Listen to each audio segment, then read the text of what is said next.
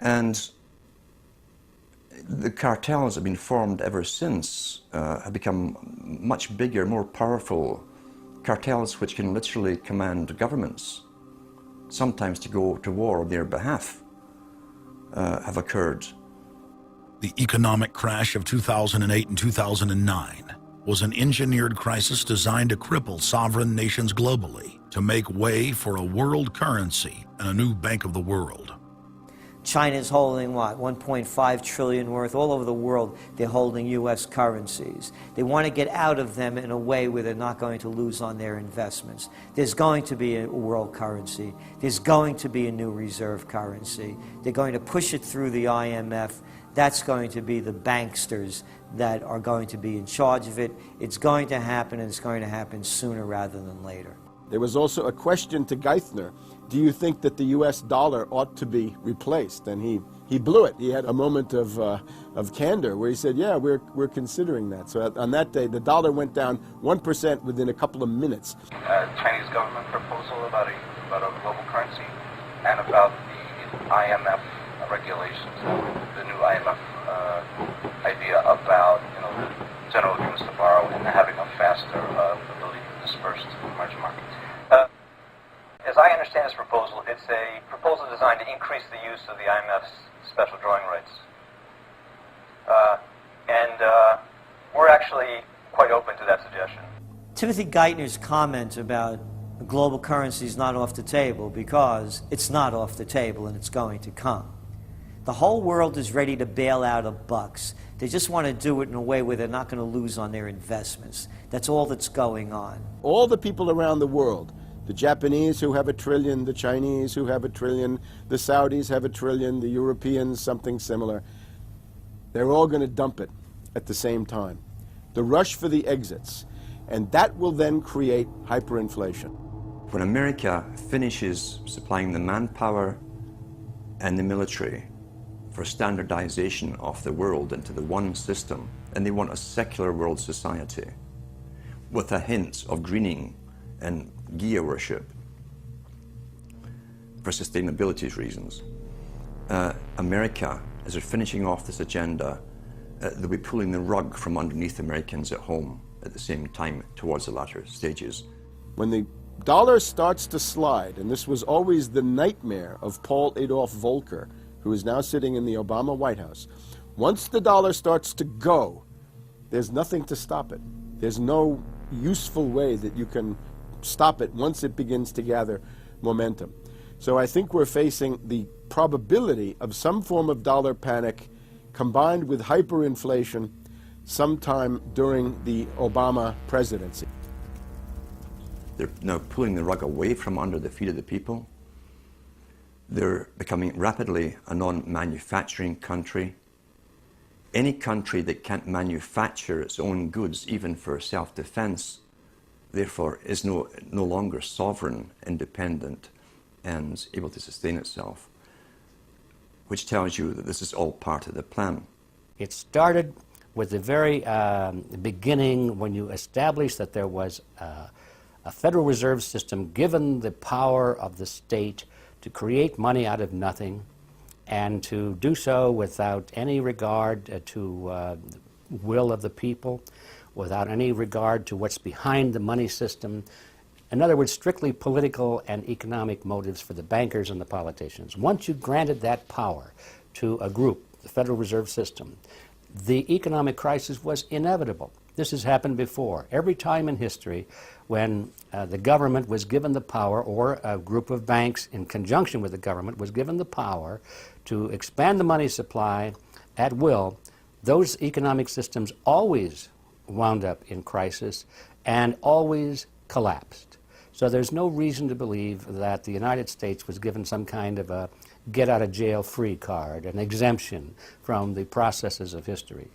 So the economic crisis began at the very beginning, and as a matter of fact, when the founders of the Federal Reserve System met on Jekyll Island back in 1910 and were drafting the Federal Reserve Act, one of the things they discussed was how to pass on the inevitable losses to the taxpayers. They knew that inevitably something like this would happen, and they knew that there had to be some way to get out of it without destroying the banks, of course, because they were the banks. And they said, aha, we'll go into partnership with the government. We'll take our cartel agreement and pass it into law. Call it the Federal Reserve Act. And we'll make the taxpayer come online and be responsible to bail us out if and when the failure finally comes. Who's going to soak up the derivatives? Who's going to soak up the debt? Who's going to be penalized? And right now it looks like Wall Street's getting bailed out, and the little guy and the middle of Main Street America are all going to pay the penalty. Can the economy be turning around here? Are happy days here again? And can we actually have growth without jobs? Is this an oxymoron, jobless recovery? We're going into the greatest depression. There will be no job growth. Unemployment will continue to escalate.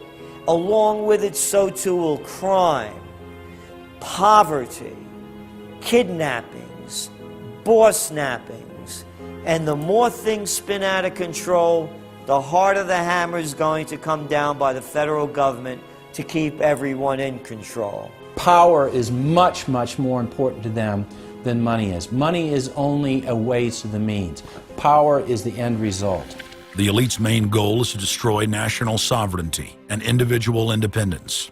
To consolidate their grip on power, the banksters create artificial debt bubbles that are mathematically impossible to pay back. These are those sinister, toxic assets, the complex financial instruments that they talk about but never really name. They're paper based on paper. They're credit default swaps, collateralized debt obligations, mortgage-backed securities, asset-backed securities, structured investment vehicles, auction rate securities, and so on down the line. It's an immense mass of cancerous, fictitious, speculative paper, bloated in value, impossible to bail out. Triage the derivatives on their books. There's no way to bail out a $1.5 quadrillion black hole of derivatives, but nevertheless they tried. The Wall Street cronies are crooks. If you leave the vault to the bank open, these people are going to help themselves. The job of the government is to make sure there's somebody there to make sure the vault is closed, and very few people have the combination.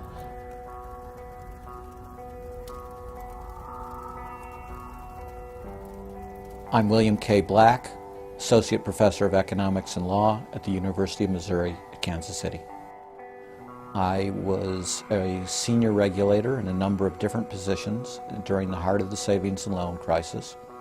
On a staff level, I led the re-regulation of the savings and loan industry. The purpose of regulation and effective criminal prosecution is to make sure that cheaters don't prosper, that honest manufacturers win in competition.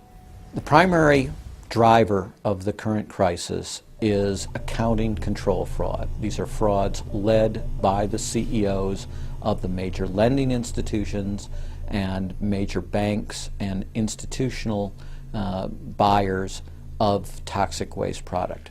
How did it start? It started with mortgages, particularly non-prime mortgages. In September of 2004, the FBI warned that there was an epidemic of mortgage fraud, their words, and that this epidemic of mortgage fraud would cause an economic crisis at least as large as the savings and loan debacle if it wasn't stopped. The FBI found that 80% of the mortgage fraud was being induced by the lenders, not by the borrowers.